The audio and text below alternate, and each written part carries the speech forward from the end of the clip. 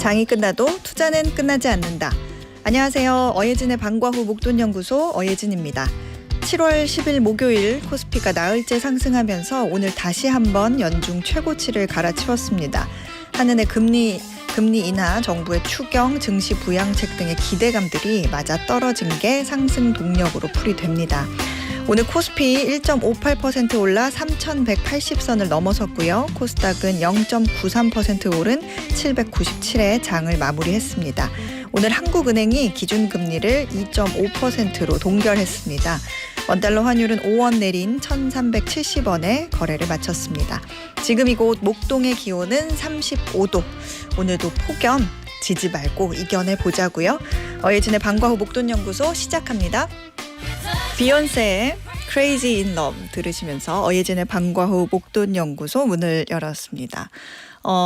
5169님께서 원래 4시 30분에 퇴근하신대요. 그런데 5시까지 방과 후 목돈연구소 다 듣고 퇴근하신답니다. 와, 50대 초반에 정년퇴직을 해보니까 제가 경제에 대해 참 무지했더라고요. 다행히 어박목을 만나게 된 게 다행이라는 생각이 듭니다. 앞으로 열심히 잘 들을게요 하고 보내주셨는데 5169님은 이미 세상 사는 내공도 많이 쌓으셨을 텐데 이제 경제까지 내공을 더 쌓으시면 와, 남은 인생이 아마 더 재밌어지고 또 즐기실 수 있게 되리라 생각이 듭니다. 열심히 좋은 내용 전해드릴게요.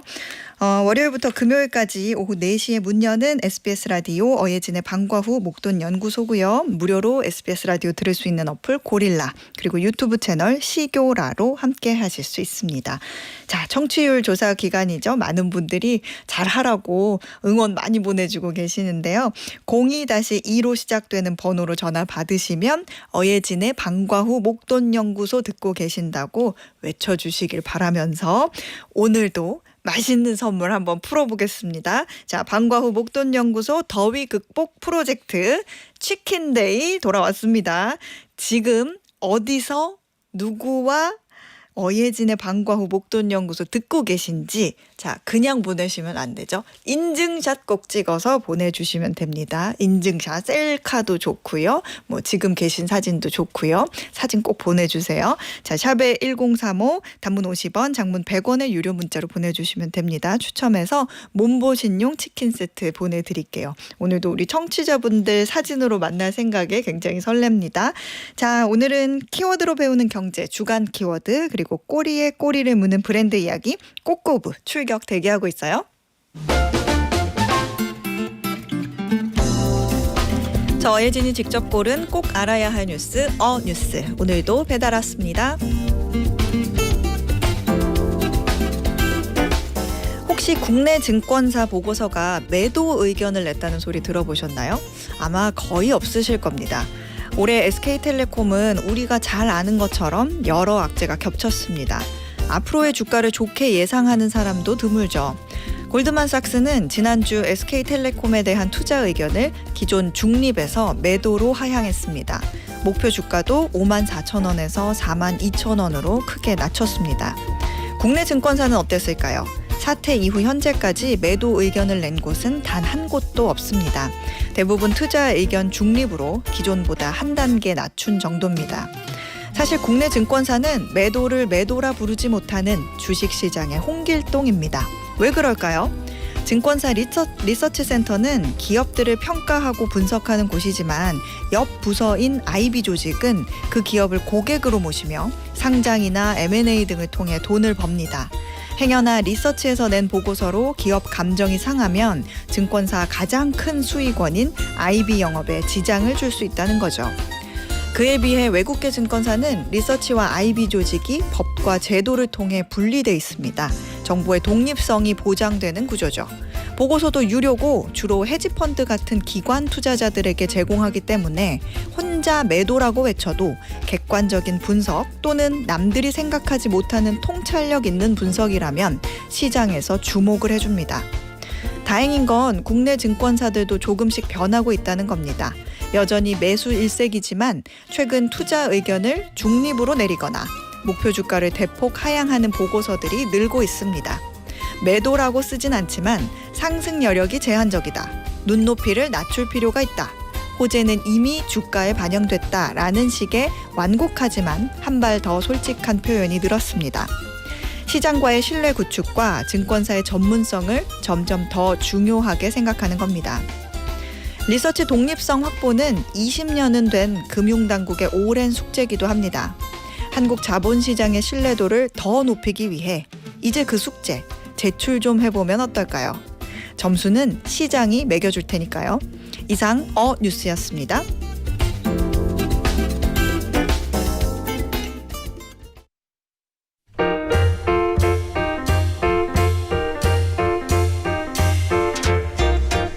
한 주 동안 세간의 이목을 끌었던 키워드로 경제를 맛깔나게 말아드리는 주간 키워드. 오늘도 한국경제신문 임현우 기자와 함께합니다. 어서 오세요. 네, 안녕하세요. 네, 우리 본격적으로 시작해보기 전에 정은영님께서 어디로 보내요? 번호 좀 다시 알려줘요 하셨는데 샵 1035 유료입니다. 유료 문자 보내시면서 사진 꼭 첨부해주시면 됩니다. 자, 임현우 기자님, 이번 주 첫 번째 키워드 뭔가요? 네, 첫 번째 키워드는 관세 서한입니다. 관세 서한. 이 트럼프 대통령이 지금 여러 무역 상대국에 편지를 보내고 있잖아요. 네, 트럼프 대통령이 외교할 때 좀 편지를 많이 좋아한다고 하더라고요. 네, 요즘 세상에 편지를 받는다 그러면 감성도 돋고 되게 기분 좋은 일이어야 되는데 네. 이 트럼프의 편지는 이번에 상호 관세를 통보하기 위한 서한입니다. 좀 행운의 편지 같은 것처럼 좀 반갑지만은 않은 그런 기분도 좀 들더라고요. 맞아요. 행운의 편지. 이 편지는 미국에서 시작돼요. 이런 느낌이죠. 네. 우리나라도 이재명 대통령 앞으로 서한 받았죠. 네, 한국 시간으로 화요일 새벽이었습니다. 한국과 일본을 비롯한 14개 나라의 상호 관세 서한을 발송했고 이 소셜미디어와 백악관 대변인을 통해서 편지 원문까지 공개가 됐습니다. 또 오늘 새벽엔 브라질과 필리핀을 비롯한 8개 나라에 추가로 서한 공개됐습니다. 대부분 보니까 기존 관세를 유지한다는 내용이던데 뭐 이라크나 스리랑카, 몰도바 이런 나라는 전부 다 조금 내려주고 네. 필리핀은 한 3%포인트를 오히려 좀 올린 것 같더라고요. 뭐 브라질은 외신을 보니까 굉장히 시끄럽던데 이건 네. 뒤에서 얘기 좀 자세히 들어보고 일단 우리나라가 받은 편지 내용은 어때요? 네, 일단 뭐 핵심적인 내용을 좀 압축하자면 한국의 무역 장벽이 미국의 무역 적자를 지속적으로 야기하고 있다. 이거를 지적을 하면서 8월 1일부터 모든 한국 제품에 대해서 25% 관세를 부과하겠다고 했습니다. 애초에 4월에 공개됐던 거랑 수치가 뭐 변하지는 않았고요. 이 철강이나 알루미늄 자동차에 부과되는 품목 관세하고는 별개다라는 점도 적시가 됐습니다. 이 무역 장벽을 철폐하면 이 관세 내용을 재조정할 수 있다라고 여지를 열어놨는데요. 이 전반적으로 문장이 정중하게 쓰여 있긴 합니다만 압박할 건 또 다 했습니다. 만약에 이 편지를 받고 미국에 대한 관세를 올리면 우리는 똑같이 더 올릴 거다. 뭐 이런 내용도 있었고 네. 어찌됐든 8월 1일까지는 이제 3주 정도 남았습니다. 일단 뭐 이 편지를 두고 또 이 타코라는 그 말이 나오는 게 뭐 사실상 지금 말씀하셨지만 7월 9일부터 상호관세 부과는 이제 물러간 거고 연장이 네네. 됐다 이렇게 봐야 되는데 이 편지를 좀 어떻게 구체적으로 해석하면 좋을까요? 우리 정부에서는 유예 기간이 연장됐다라는 쪽으로 받아들이고 있습니다. 8월 1일까지 협상 시한을 벌었다. 이제 이쪽에 집중을 하는 분위기고요. 계속 좀 분주하게 움직이고 있습니다.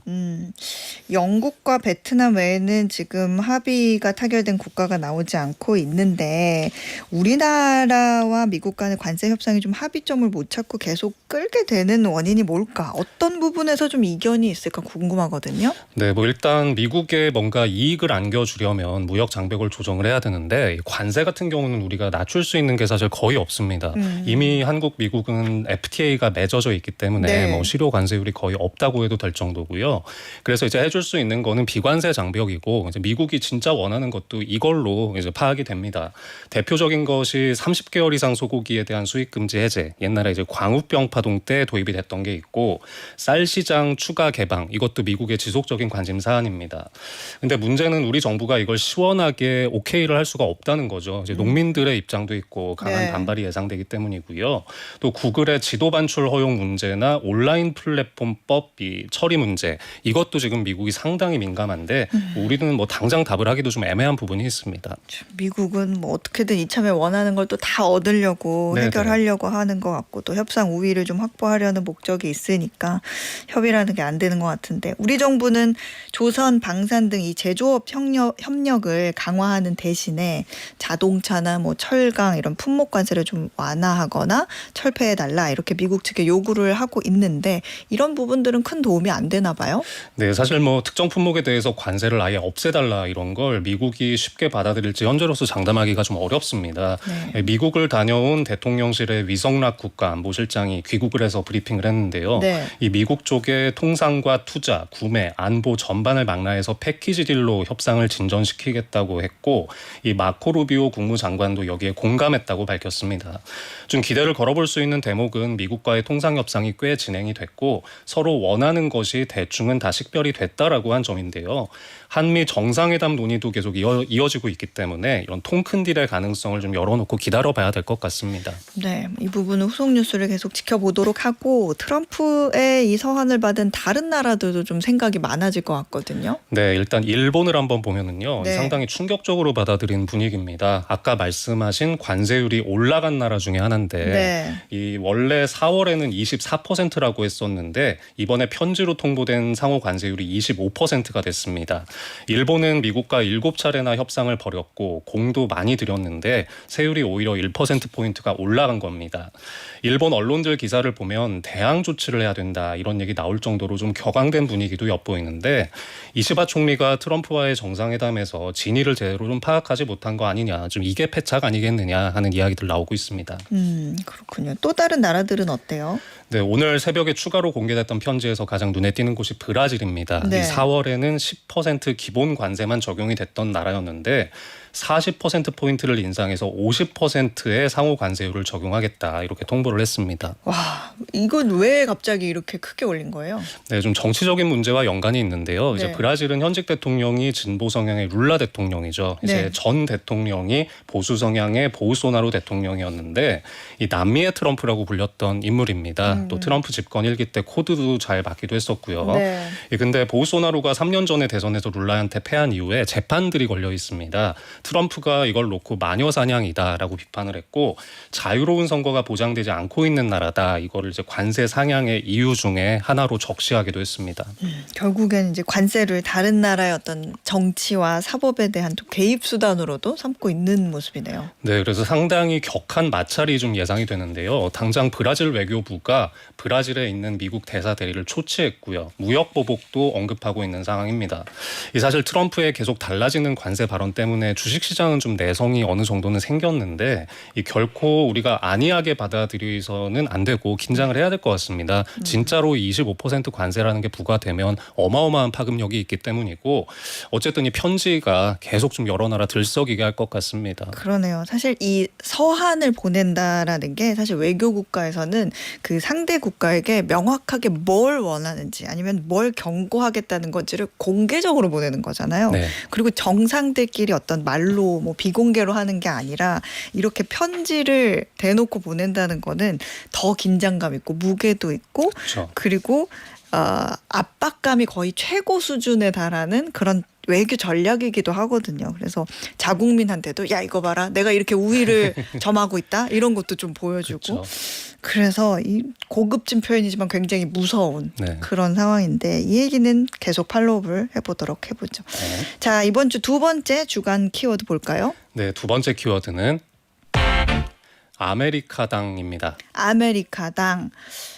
이거 트럼프 대통령과 감세 법안 둘러싸고 지금 각을 세우고 있는 일론 머스크 테슬라 최고 경영자가 이거 신당 창당 발표한 그 네. 얘기잖아요. 네, 이름이 아메리카당이고요. 네. 이 트럼프 대통령의 핵심 정책을 이제 여러 가지를 담은 감세 법안이 미국 독립기념일 7월 4일에 이 트럼프 대통령 서명까지 마쳤습니다. 근데 바로 다음 날에 일론 머스크가 소셜 미디어에서 여러분께 자유를 돌려주기 위해서 아메리카당을 창당한다 이렇게 밝혔습니다. 이 미국의 공화당과 민주당은 미국을 낭비와 부패로 파산시키는 데 있어서는 다를 바가 없다. 일당 체제다 이렇게 비판하기도 했습니다.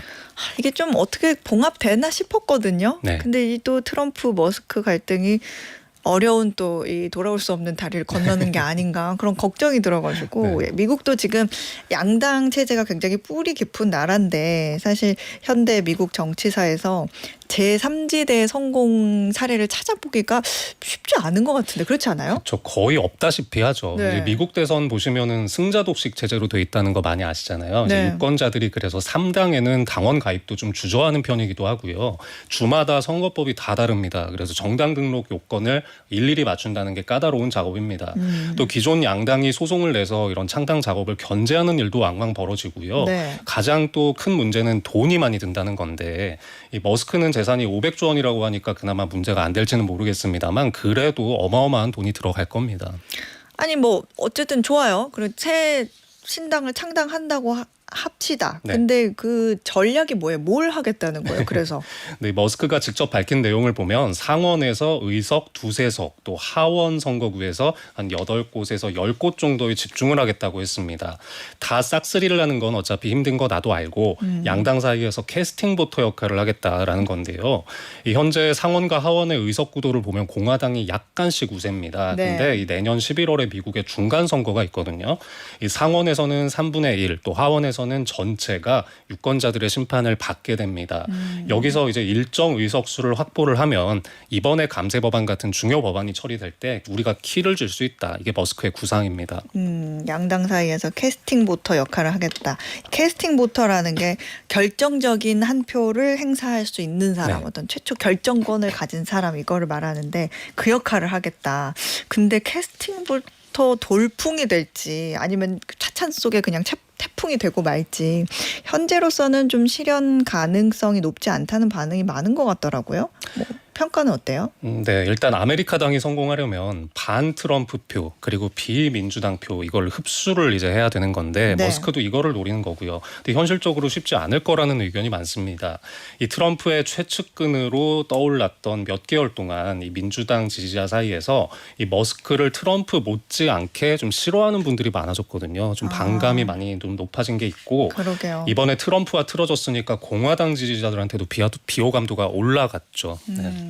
근데 문제는 뭐 정치도 정치지만 이게 지금 테슬라 주가가 문제예요. 맞습니다. 예, 네. 근래 지금 머스크가 트럼프 대통령하고 뭔가 갈등을 빚을 때마다 테슬라 주가 그냥 출렁출렁 하거든요. 네, 이제 창당 발표 나온 날을 봐도 직후에 테슬라 주가가 7% 가까이 떨어졌습니다. 시가총액이 하루 만에 한 200조 원 정도가 증발하기도 했는데요. 이후에 며칠 지났습니다만 제대로 회복을 못하고 있습니다. 지난밤에 미장을 보시면 기술주가 잘 나갔었죠. 네. 엔비디아는 시총 4조 달러 찍기도 했고 전반적으로 다 좋았는데 테슬라는 오히려 소폭 하락했거든요. 시총이 1조 달러를 밑도는 중입니다. 우리나라의 이른바 이제 서학개미라고 부르는 투자자분들이 가장 많이 보유한 주식이 또 테슬라잖아요. 네, 네. 이게 아메리카 당이 뭐냐. 강인규님이 아메리카노에 시럽 넣으면 아메리카당이냐 그러시면서 이런 창당 소식에 주주들이 굉장히 불안할 거라고요. 맞습니다. 이 뉴욕타임스의 표현이 좀 재밌는데요. 전국적으로 신당을 창당하는 게 화성에 사람 보내는 것보다 더 어려울 수 있다 이렇게 지적을 했습니다. 이 민주당, 공화당과 경쟁할 수 있는 당을 만든다는 게 비용이 워낙 많이 들기 때문에 머스크한테도 힘들 거다라는 거고요. 이 월가에서 테슬라 강세론자 중에 유명한 사람이 한 명 있습니다. 웨드부시 증권의 댄 아이브스라는 사람인데 테슬라는 지금 로보택시도 런칭을 막 했고 휴머노이드 로봇도 양산을 해야 되고 중차대한 시점에서 테슬라 투자자들이 원하는 방향과는 반대로 가고 있다고 지적하기도 했습니다. 계속 정치적인 길로 향하는 데 대해서 좀 투자자들의 피로감이 커지고 있다는 겁니다. 그렇군요. 이게 댄 아이브스라는 사람이 이 정치 참여를 좀 우려하는 입장을 계속 내놓으니까 어제 일론 머스크가 그냥 그 입 다무시오라는 식의 좀 과격한 표현을 썼거든요. 네, 이 트럼프가 물러나는 타코 이거는 약간 조롱의 대상이 되고는 있습니다만 네. 이 테슬라 주주들 반응을 보면 머스크는 이 창당 생각을 제발 좀 바꿨으면 좋겠다고 간절히 원하시는 분들도 계시더라고요. 네. 이게 아직 발표 단계고 이제 각 주마다 절차를 밟아서 전국 정당을 완성하려면 험난한 과정이 길게 이어지는데 좀 관찰을 해봐야 될 것 같습니다. 아무래도 이제 머스크가 좀 이제 유별난 기발한 사람인 거는 맞는 것 같아요. 그래서 뭐 정치적인 측면에서도 그렇고 네. 뭐 사업 측면에서도 그렇고 굉장히 기발한 생각을 많이 하는 사람이기는 한데 그냥 그 정도였으면 좋겠어요. 그냥 거기에서 그냥 멈춰주고 아무것도 하지 않아줬으면 좋겠는데 그러게요. 트럼프 대통령도 그렇고 뭐 일론 머스크도 그렇고 둘 다 대단하죠. 아무것도 하지 않잖아요. 그래서 참 요런 부분들이 걱정이기는 합니다. 어쨌든 그래도 좀 잠잠하게 정리가 되는 시기가 좀 왔으면 좋겠네요. 이제 지금까지 주간 키워드 함께 알아봤습니다. 지금까지 한국경제신문 임현우 기자였습니다. 고맙습니다. 네, 감사합니다. 네, 저희는 AOA의 심쿵해 듣고 2교시로 돌아올게요. 매주 월요일부터 금요일 오후 4시부터 5시까지 경제에 관한 모든 것을 충전하는 시간 SBS 라디오 어예진의 방과후 목돈연구소와 함께하고 계십니다. 일부 주간 키워드 시간에 테슬라 얘기 잠깐 나왔잖아요. 근데 우리 청취자분들 중에 제가 테슬라 주주인 걸 아시고는 백현미님께서 테슬라 주주인 소장님 찐 답답함 토로 그리고 권영숙님께서는 말에서 진심이 느껴지네요. 이렇게 보내주셨거든요. 티 많이 났어요. 예, 마음 같아서는 그냥 머스크 등짝을 그냥 탁 치면서 그냥 저기요 하고 싶다니까요. 네. 0522님이 그 치킨데이 이벤트 하는데 마음이 지금 너무 급하셨어요. 마음이 너무 급해서 아무 내용도 안 보내시고 그 식기세척기에 그 수저 넣어놓은 사진만 그냥 바로 보내셨거든요. 0522님 그 식기세척기 사진 말고 뭐라도 말을 좀 해주세요. 예, 너무 마음이 급하셔서 당장 보이는 사진 딱 보내주신 것 같아요. 그래도 덕분에 즐겁게 웃었습니다. 7549님께서는 집에 에어컨도 없고 너무 더워서 동네 뒷산 산책하면서 벤치에 앉아 청취해요. 산바람이 제법 시원하네요. 등산객 한 분도 쉬면서 같이 들어요. 이렇게 전파가 되는 겁니다. 예, 같이 듣고 계시는 등산객 여러분, 어예진의 방과후 목돈연구소입니다. 월요일부터 금요일 오후 4시에 시작하고 있습니다. 7549님 감사드려요. 자, 오늘의 퀴즈 풀고 2교시로 넘어가 볼게요. 트럼프발 관세 공포가 다시 커지고 있습니다. 이번에는 이것에 대해 관세를 부과하겠다고 밝히며 산업계가 긴장하고 있는데요. 미국은 이것의 대표적인 순수입국으로 이번 조치는 자국 내 생산을 늘리기 위한 의도로 해석되고 있습니다. 자, 여기서 퀴즈입니다. 산업 전반에 널리 사용되는 원자재로 실물 경기에 민감하게 반응해서 닥터 코퍼라는 별명이 붙은 금속. 열 전도율이 높고 붉은 빛을 띠는 이것은 무엇일까요? 보기 드릴게요. 1번 아연, 2번 구리, 3번 티타늄. 정답 아시는 분들은 단문 50원, 장문 100원의 유료 문자 샵 1035나 무료 어플 고릴라로 보내주세요. 당첨되신 분들 가운데 추첨해서 편의점 상품권 보내드리겠습니다.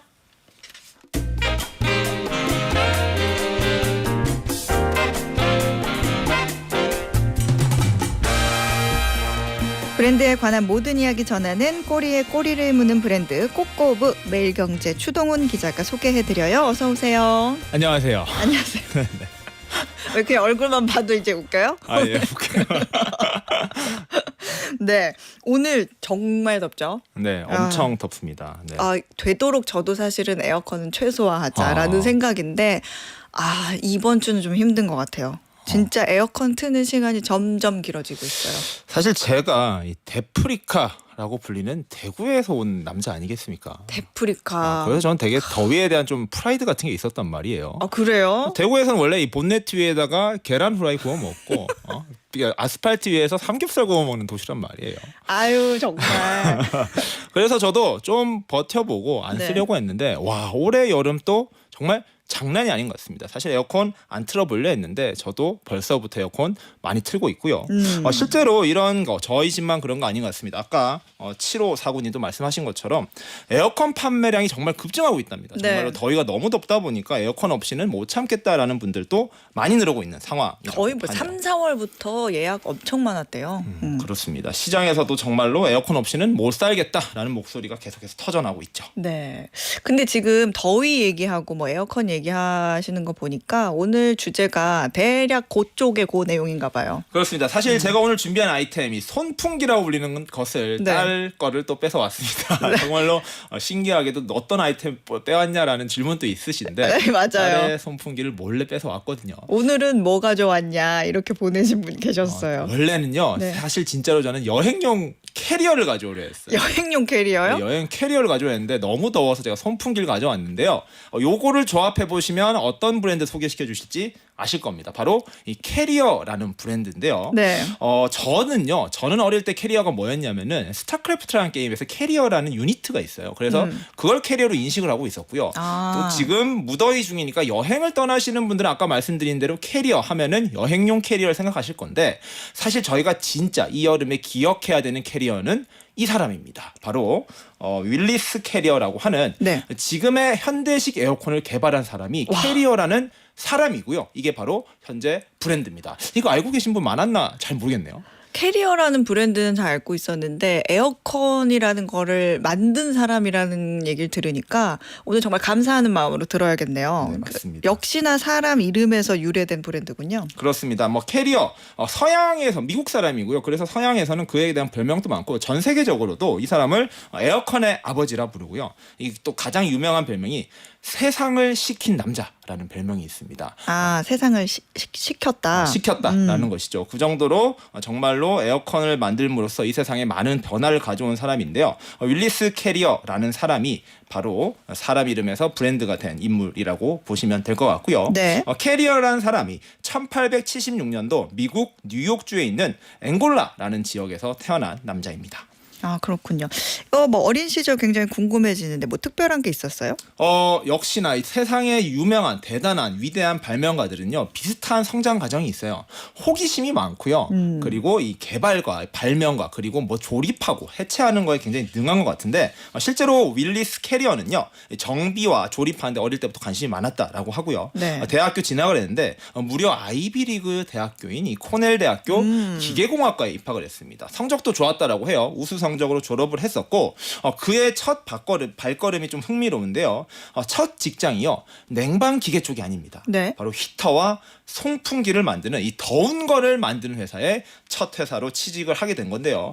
이 회사 이름이 버팔로 포지 컴퍼니라는 데인데 이 버팔로라는 도시 혹시 들어보셨나요? 네. 아시는 분들은 아실 텐데 저희 먹는 거 중에 이 버팔로 윙즈 네네네. 있잖아요. 그게 나온 게 이 뉴욕의 버팔로라는 도시고요. 아. 여기가 바로 나이아가라 폭포 잘 아시죠? 네. 이 나이아가라를 가기 직전에 이 도입 도시가 버팔로고 옛날엔 굉장히 흥했던 도시인데 지금은 도시가 좀 많이 쇠락을 했어요. 근데 그때 흥했던 그 도시 버팔로에 있는 큰 회사에서 첫 직장 생활을 시작했습니다. 뭐 히터와 송풍기가 에어컨하고 막 직접적으로 막 맞아떨어지진 않지만 그래도 좀 연관이 있는 것 같아서 어떻게 하다가 이 찬바람이 나오는 기계를 개발하게 된 걸까 궁금해지네요. 그렇습니다. 이 세상에서 가장 차가운 물건을 만든 남자가 사실 시작은 가장 더운 거를 만드는 회사에 시작했다. 이것도 참 재미있던 부분이라고 보시면 될 것 같은데요. 네. 처음에 그가 일했던 것은 이 난방 시스템의 효율성을 높이는 업무를 했다라고 해요. 아무래도 기술이 좋고 똑똑한 친구다 보니까 이 에너지 효율을 높이는 거 굉장히 중요하지 않습니까? 이거는 반대로 말하면은 뜨거운 것을 잘 유지할 수 있는 걸 연구했다라는 거예요. 워낙 잘했다 보니까 입사 1년 만에 실험 개발팀장으로 됐다라고 해요. 그만큼 실력이 좋았고요. 입소문이 나면서 곳곳에 막 연락이 온 거예요. 야, 캐리어라는 인물이 들어왔다던데 정말 기술력 좋다더라. 뭐 이것저것 다 고칠 수 있고 다 만들 수 있대라는 소문이 났는데요. 그때 이 뉴욕 맨하튼 옆에 브루클린이 있죠. 브루클린에 있는 인쇄소에서 연락이 왔습니다. 바로 인쇄소? 뉴욕의 브루클린이 바닷가 옆에 껴있지 않습니까? 네. 그렇다 보니까 인쇄소는 종이를 찍어내고 여기에 글자를 찍어내야 되는데 네. 이 바다의 습기 때문에 조절이 잘 안 돼요. 아, 그러니까 그러면은 막 우글우글거리기도 우글우글거리고 하고 문제가 생기는 거예요. 컬러감도 변화되고 그렇습니다. 그런 문제들이 생기다 보니까 뭐 이게 될지는 모르겠는데 캐리어라는 사람이 워낙 잘한다라고 내가 들었는데 우리가 이 바닷가에 있어서 이 습기를 잡는 게 정말 중요하다. 그러니 이 습기를 좀 잡을 수 있는 기술 개발할 수 있어? 라고 질문을 했다라는 거예요. 아, 그러니까 에어컨이 시작이 아니라 이 습기 습도를 조절하는, 그러니까 지금도 에어컨에 있는 기능이죠. 제습. 여기서부터 그렇죠. 시작된 거군요. 그렇습니다. 이게 처음부터 에어컨이 바로 뚝딱 개발된 게 아니고요. 이 절차들이 있었던 것인데 말씀드린 대로 이 난방 기구를 만지다가 습도를 좀 만져달라 해서 연구에 들어갔습니다. 네. 말씀드린 대로 척척박사하지 않습니까? 딱 연구에 들어가자마자 바로 해결책이 딱 나온 겁니다. 이거 요렇게 저렇게 사실 기술적인 부분이라 저도 잘은 모르겠고요. 네. 요렇게 저렇게 하면 된다라고 해서 습도 제어 시스템을 개발했었는데요. 이게 바로 세계 최초의 습도 제어기 이 공기 조정 장치가 탄생된 것입니다. 이게 세계 최초라고 하고요. 습도를 자유자재로 컨트롤할 수 있게 되면서 이 인쇄소에서는 역시 박수를 치면서 역시 캐리어는 캐리어다라고 이야기를 했습니다. 아니 근데 실제로 정말 더울 때도 습도만 잡아줘도 그렇죠. 그냥 바싹바싹 마르는 더위면은 그나마 조금 버틸만 해요. 맞습니다. 근데 여기서 포인트는 그러면 온도는 어떻게 낮출 생각을 하게 됐느냐거든요. 그렇죠. 이 습도까지는 잡았어요. 뭐 습도 정도는 내가 충분히 컨트롤하고 있어라고 이야기를 했었고요. 그런데 그의 소문 더 났습니다. 워낙 유명하다 보니까 곳곳에서 아무 데서나 다 연락이 왔는데요. 이번에는 직물 공장에서 연락이 왔는 거예요. 직물 공장은 어쨌든 직물을 짜내는 작업을 하다 보니까 열이 많이 발생하는 겁니다. 네. 열이 많이 발생하다 보니까 기계가 자꾸 고장이 나는 거예요. 그렇다 보니까 이게 이 사람이 할 수 있나는 모르겠지만 일단 물어보자 해서 또 캐리어 혹시 이 고열을 잡아줄 수 있는 방법이 없을까라는 이 냉각 시스템에 대한 이야기를 했었고요. 기다려봐. 내가 연구해볼게 라고 하더니 역시 곧바로 만들어냈습니다. 그래서 습도를 잡은 데다가 온도까지 낮추면은 다 잡은 거잖아요. 사실 네. 이게 에어컨의 핵심인데 이 에어컨 두 개를 다 이 습도와 온도를 잡을 수 있는 이 공기 조절 장치를 고안해냈습니다. 그래서 이게 해보니까 됐고요. 되다 보니까 이거 상품화 되겠는데? 라고 판단했던 거고요. 그리고 이걸 만들어서 처음에 상업적 납품을 했는데요. 여기에 바로 이 라크로스 내셔널 은행이라는 곳에 납품을 했습니다. 이게 세계 최초로 상업용 가게 이런 상가 중에 최초로 납품한 데인데 네. 왜 은행인지 혹시 아실까요? 한번 추정을 해보시겠어요? 은행이다. 시원해야 사람들이 많이 와서 저축하니까. 그러니까요. 사실 은행만큼 여름에 시원한 데가 없지 않습니까? 네. 그리고 이 사람들이 기분이 좋아야 대출도 맡기고 대출도 하고 돈도 맡기지 않겠습니까? 그런 이유지 않을까라고 생각을 했었는데요. 반전이 있습니다. 사실 이 은행의 은행장이요. 네. 더위를 그렇게 많이 탔다고 합니다. 정말로 이 은행장이 너무 더위를 많이 타니까 야 이거 좀 잡을 거 없냐 했는데 에어컨이라는 게 있는 게 써보시면 어떻겠냐요 해가지고 이렇게 에어컨이 세계 최초로 이유는 좀 뜬금없지만 은행에 납품되었다라고 이야기가 됐고요. 네. 그렇게 1914년 현대식 에어컨의 특허 등록이 마무리됐습니다. 그렇군요. 와, 그럼 1914년이면은 110여 년 전. 그때부터 에어컨이 있었다니까 와 진짜 너무 신기한데요. 우리나라는 그때 생각도 못했을 그런 그렇죠. 상황인데. 완전 그런 상황이었는데요. 네. 뭐 이때 이런저런 또 재밌는 개발 에피소드도 있었습니다. 이 사람이요 워낙 또 관심이 많고 흥미가 많다 보니까 이것저것 탔었는데 네. 이 사람이 이렇게 캐리어가 에어컨을 개발한 이유가 이 기차 때문이다라는 말이 있거든요. 그게 왜 그러냐면요. 그 사람이 길을 가고 있었는데 기차역에서 증기기관차를 본 거예요. 네. 근데 거기에 증기가 나오는 거, 습기가 나오는 걸 보고 야 저거를 잘 활용하면은 잡지 않을까라고 하면서 이 증기기관차를 보고 이 개발 아이디어를 얻었다라는 재미있는 이야기도 있습니다. 증기 기관이면은 거기 뭐 증기 뭐 그렇죠. 그런 안개라고 해야 되나 그런 거에서 아이디어를 얻은 거예요. 그렇습니다. 그런 걸 보니까 야 저거 뭐 저런 네모난 기차 안에서의 습기가 나오는 거 조절할 수 있는 것처럼 작게 만들면 되지 않을까? 이런 아이디어를 설계 아이디어를 여기서 얻었다라는 이야기가 있습니다. 아 그러면은 아까 지금 특허 받았다고 했는데 그 특허 받고 본격적으로 생산해서 팔기 시작한 거예요? 그렇습니다. 이제 시작을 하려고 했는데요. 그가 소속된 회사가 있었지 않았습니까? 이 보팔로 포지 컴퍼니 이 열 회사였는데 네. 이 회사에게 사장에게 제안을 한 겁니다. 우리 이제 에어컨 만들어 보자. 이거 대박 아이템이다라고 했는데요. 요때가 어떤 때냐면요. 세계 1차 대전이 일어났던 때예요. 네. 그러다 보니까 미국이 직접적으로 참전은 안 했지만 거기에 군수 물품을 댈 수 있지 않았겠습니까? 그렇다 보니까 여기 회사 사장은 아니야. 지금은 군수 물품을 만들어서 하는 게 돈을 더 많이 벌 거야라고 이렇게 하면서 에어컨을 포기하라라고 명령을 내립니다. 그러면은 상황이 창업의 수순으로는 가지 않는 것 같은데 창업은 어떻게 하게 된 거예요? 그러니까 회사에서 못 만들게 하니까 이 사람이 열받은 거예요. 캐리어가 화가 나고 열이 받으니까 이거 이렇게 해서 안 됩니다. 그럼 나 그냥 나갈게요 라고 퇴사를 해버렸고요. 그렇게 6명의 직원과 함께 창업을 합니다. 그렇게 만들어진 회사가 바로 캐리어 엔지니어링이라는 회사고요. 자본금 3만 달러 자기 이름을 딴 브랜드를 만든 것입니다. 그렇게 해서 뉴욕에서 회사를 만들어서 뉴저지로 이동한 다음에요. 사세를 키우기 시작합니다. 그래서 1920년대 이제 1차 대전은 끝났고요. 네. 디트로이트 허드슨 백화점이라는 곳에 백화점 중에 최초로 넣었고요. 그다음에 뉴욕에 있는 리볼리 극장에 처음으로 넣었습니다. 그리고 28년엔 의미 있는 시기가 있는데요. 바로 미국 의회에도 이 캐리어의 에어컨이 들어갑니다. 그리고 이듬해죠. 29년에는 드디어 완성했습니다. 이 백악관의 캐리어에 에어컨이 들어가면서 캐리어 하면 에어컨 하면 캐리어가 이제 미국에서는 완전히 통하게 된 것이죠. 그때 이제 점점 이제 넓혀가는 것 같은데 사실 1929년, 28년쯤이면 대공황 있잖아요. 그러면은 에어컨을 살 수 있는 형편이 되는 기업들이나 장소들이 있었을까라는 생각이 들거든요. 그렇습니다. 사실 위대한 개츠비도 아마 에어컨을 넣지 않았을까라고 생각이 드는데 이 시기가 끝이 나고 대공황이 시작됩니다. 당연히 영향을 받았고요. 여러 기업들이 도산을 하니까 에어컨을 드릴 형편이 안 되는 겁니다. 당연히 에어컨 판매는 축소되었고요. 타사랑 인수합병도 했습니다. 다른 기업들과 합병을 해서 캐리어 코어퍼레이션이라는 새로운 기업으로 이름을 바꿨고요. 당시에는 캐리어가 경영 일선에서 물러나기도 할 정도로 상황이 안 좋았다라고 이야기가 되고 있습니다. 근데 그 이후에 또 이제 2차 세계대전 있을 테고 그러면서 그거 끝나고 미국이 경제 호황 또 맞으면서 자본이 넘쳐나니까 에어컨도 잘 팔렸을 것 같거든요. 그렇습니다. 이제 위기 끝에 다시 기회가 온다라는 말이 있지 않습니까? 네. 이 위기를 잘 넘겼습니다. 넘기고 나서 캐리어의 회사는 다시 미국의 경제 호황과 맞물리면서 크게 호황을 누렸었는데요. 사실 도시들이 개발됐고요. 지난주에 저희가 오티스를 이야기하지 않았습니까? 네. 오티스가 수직 도시, 이제 고층 건물을 만드는데 혁혁한 공을 세웠다라면 캐리어는요. 또 다른 한 개의 산업을 만드는데 큰 공을 세웠습니다. 그게 바로 호텔이에요.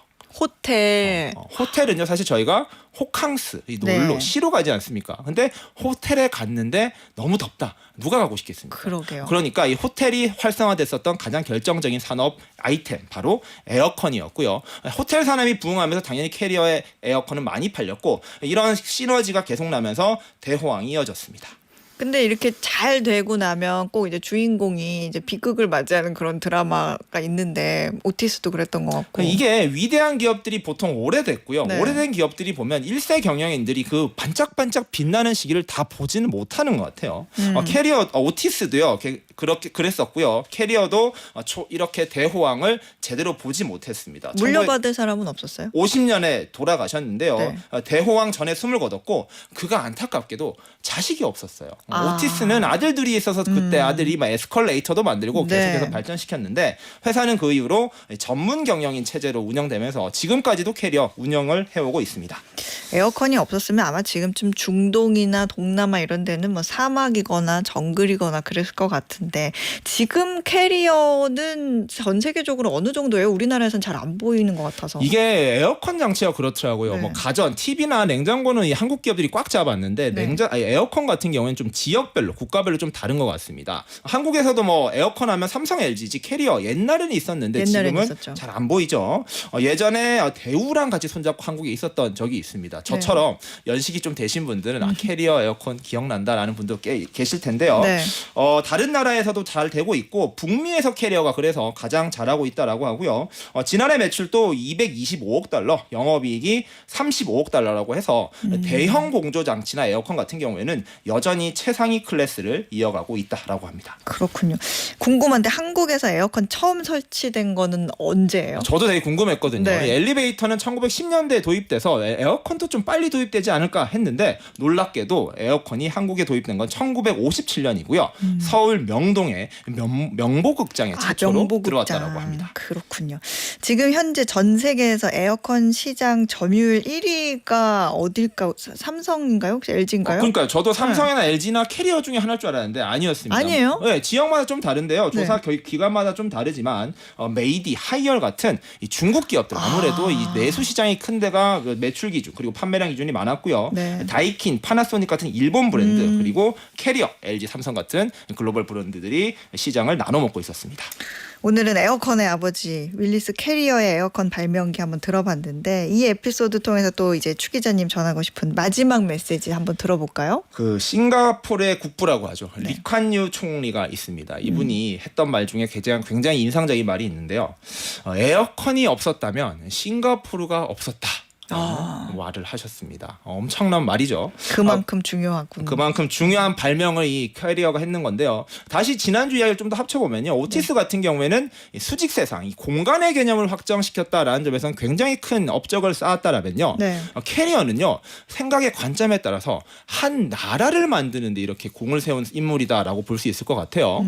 그만큼 캐리어라는 인물이 이 세상을 변화시켰다라는 것. 에어컨의 아버지라는 점에서 좀 뜻깊었던 것 같고 또한 뭐 에어컨에 대해서 또 반감은 있습니다. 뭐 프레온 가스라든지 이제 네. 겨울만 되면 비판을 하지만 이 한철, 이 한여름만큼은 에어컨에 대한 감사함을 좀 가지면서 생각을 해봐야 되지 않을까라는 측면에서 그 부분에 대한 이야기를 하면서 마무리해보려 합니다. 네, 지금까지 매일경제신문 추동훈 기자였습니다. 고맙습니다. 네, 감사합니다. 네, 퀴즈 정답 확인해 보겠습니다. 오늘의 퀴즈는 금속 이름 맞히는 거였죠. 열 전도율이 높고 붉은 빛을 띠는 금속으로 실물 경기에 민감하게 반응해 닥터 코퍼라는 별명이 붙은 금속이 뭔지 여쭤봤습니다. 정답은 2번 구리였습니다. 정답 보내주신 분들 가운데 오늘 편의점 쿠폰 받으실 세 분은요. 5577님, 2196님, 9892님입니다. 자, 그리고 청취율 조사 기념 방과후 목돈연구소 더위 극복 프로젝트 치킨데이에서 준비한 치킨 세트 받으실 분들입니다. 먼저 천안에 있는 작은 술집에서 오픈 준비하시면서 두 분이 지금 마늘 썰면서 이렇게 윙크하면서 인증샷 보내주셨거든요. 5333님 그리고 세탁소 운영하고 계시는데 다리미질 하시는 굉장히 프로페셔널한 멋진 뒷모습 사진 보내주셨어요. 6376님 그리고 모든 자동차에 들어가는 자동차 부품 회사 다니신데요. 기계 관리하시면서 셀카 멋지게 보내주신 0539님 이렇게 세 분께 보내드리도록 하겠습니다. 축하드립니다. 자, 어예진의 방과후 목돈연구소 장미여관의 마성의 치킨 들으면서 저는 함께 물러가도록 하겠습니다. 내일도 세상 돌아가는 소식 투자의 기본기 알고 싶다면 오후 4시 어예진의 방과후 목돈연구소로 놀러오세요.